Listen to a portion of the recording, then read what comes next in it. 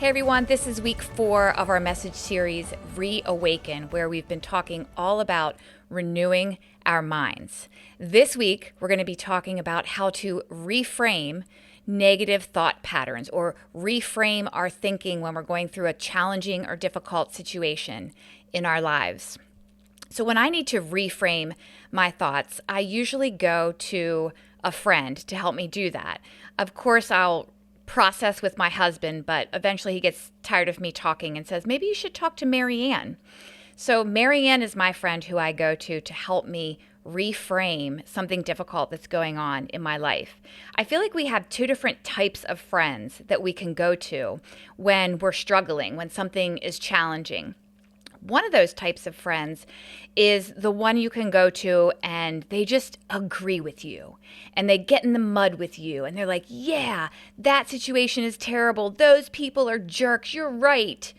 It feels good sometimes when our friends react that way, right? When we're going through something difficult. We have a comrade, misery loves company. And sometimes that's a good thing when your friend will get in the mud with you. But then there's this other type of friend, and this is Marianne for me, who won't agree with you when you bring your thoughts or negative emotions or challenging situation to them. They don't always agree with you. They challenge you back to reframe what you're thinking about. And reframe in this circumstance just means to gain a new perspective of it, to see something with different eyes, to see something in a new way. And Marianne is the person that does that for me. Now, if I want to complain and vent, I don't go to Marianne.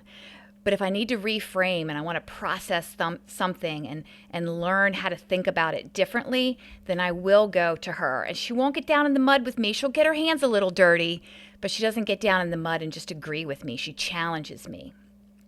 So reframing in this instance, let me tell you what reframing is not. Reframing is not the power of positive thinking or just trying to see the silver lining on a really bad situation.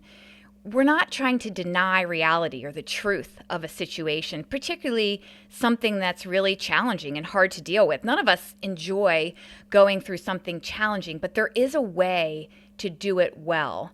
There is a way to reframe how we're thinking about it, to understand what God might be doing in our lives. And so it's not the power of positive thinking or ignoring reality. It's actually accepting the truth of a situation and then trying to just reframe it a little bit to think about it differently. So the definition of thinking or the translation of thinking, I love doing word studies, and I did a little word study on just the word thinking. And here's what I found. In the New Testament, thinking, the word translated means the ability to reason and understand, to remember, to believe, to hope, to expect, and to judge. That's a lot of things happening in our thinking at one time. And so if we're going to reframe, this is why we have to reframe, because when we are in any kind of challenging circumstance, we're having emotions about it, right? And we're judging it, and we have hopes about it, and we have beliefs about what's happening. And so sometimes those beliefs might not be factual. It might not be exactly what's happening. This is why we need to reframe. Science tells us that negative thoughts create negative emotions, which can lead to negative behaviors, right? We experience something in our lives, and then we have a thought about that experience. We're starting to interpret or process that experience, and that thinking creates an emotion. And the word emotion means to move towards something or to move away from something. And so when we have an emotion, we're going to act on it. We're going to withdraw, or we're going to act. We're going to isolate, or we're going to engage. But the more negative thinking that we have, the more it can affect our health. So research is showing this now, that the center of the brain that lights up when we have physical pain also lights up when we are experiencing very strong emotions. So if you're a chronic negative thinker, then you're prone to chronic stress, possibly depression, anxiety. And we experience this all the time, right? We have a stomach ache when we're really anxious, or we get a headache, if we're stressed out. Sometimes we even experience other pains in our body in different places just from our thinking. So given the high cost of negative thinking, we have to practice reframing our thoughts when things are challenging. I want to take us through a couple of examples where Jesus reframes the thinking of the time. These are incredible examples of Jesus just speaking a sentence or two to totally reframe a situation. In Matthew chapter 16, Jesus is foretelling his passion. It says, "From that time on, Jesus began to show his disciples that he must go to Jerusalem and suffer many things at the hands of the elders, chief priests, and scribes, and that he must be killed and on the third day be raised to life." Peter took him aside and began to rebuke him. "Far be it from you, Lord," he said. "This shall never happen to you." But Jesus turned and reframed that thought to Peter and said, "Get behind me, Satan. You are a stumbling block to me, for you do not have in mind the things of God, but the things of men."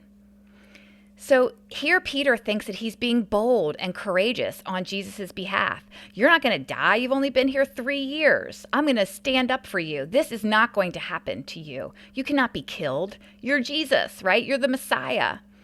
And so it's a bold move. But Jesus reframes it and says, "That's not the will of my Father. Get behind me, Satan." He calls him Satan, actually, to reframe that moment. Another example, Matthew 19, when people were trying to bring their children to Jesus, is when Jesus was experiencing a lot of people, crowds following him. It says, "The people brought the little children to Jesus for him to place his hands on them and pray for them. But the disciples rebuked them." Jesus said, "Let the little children come to me. Do not hinder them, for the kingdom of heaven belongs to such as these." Another situation where the disciples think they're doing something for Jesus. They're protecting him from being bothered by these children. Children didn't have a whole lot of value in Jesus' time. They would have been looked upon as a burden to an adult who it wasn't their own children. So they're coming to Jesus. Their parents want them to come to Jesus and be blessed by him. And the disciples are trying to protect Jesus from that. And Jesus corrects them. "Let them come to me. The kingdom of heaven is theirs. The kingdom of heaven is for people that believe in me like these children do right now." A total reframing of what was happening. Another story is when the woman is caught in adultery. She was about to be stoned because the Pharisees had caught her in adultery. They had the stones in their hands, and Jesus said one short sentence that reframed the entire situation. Jesus said, "He who is without sin shall cast the first stone." And then what happened? All the men that were standing there ready to stone this woman to death, dropped their stones and walked away. Jesus totally reframed their thinking about how they would judge someone else's sin. And you better believe that the next time that group of men thought about judging someone else's sin, they remembered that moment. He who is without sin can cast the stone. He definitely reframed the thinking in that moment.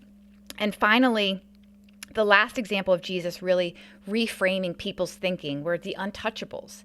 The people that were untouchable in that society that Jesus lived in, the lepers, the prostitutes, even tax collectors, people who were physically handicapped.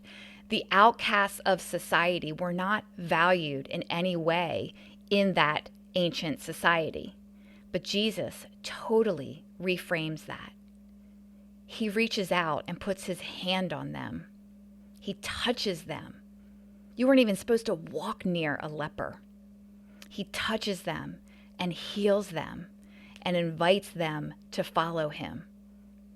He reframed everything that they knew about the outcasts in society at that time. So, here's what I'm going to ask you to do tonight. I'm going to give you 2 easy steps to reframe your thoughts, your negative thinking, or your negative circumstances, according to how Jesus did it as well.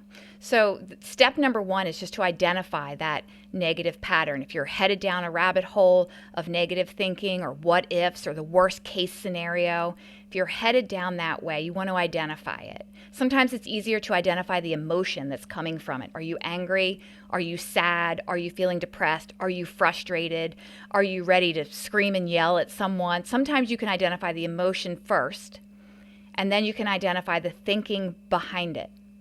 Step 2 is just to find your Marianne. Find your person who's going to give you a different perspective of your situation. Are you mad at your adult child who's in college because you think they're being lazy or they're not communicating with you, and so you just think they're so ungrateful? Maybe you just need to reframe and talk to somebody who's been through it. And maybe that person would reframe by telling you, yeah, he's 19 years old. Of course he's not returning your texts on time. He's having a good time at college. So there's just some different ways, and there's certainly different people and friends that can do that for you. Perhaps it's right now. Maybe it's right now in your small group. You're surrounded by a group of people that are also learning about renewing their minds, rewiring their brain, replacing their negative thoughts with scripture, reframing their circumstances to view them a little bit differently. So maybe it's tonight in your small group where you can get a new perspective. Jesus reframed everything that we knew. My prayer for you is that you would be able to reframe any negative challenges or situations in your life, and that you can begin to do that right now. Thanks for participating in small groups. Hit that subscribe button so you don't miss a single video. You can be part of our mission to love God, love others, and make disciples simply by sharing this video. We're so grateful you're part of our community.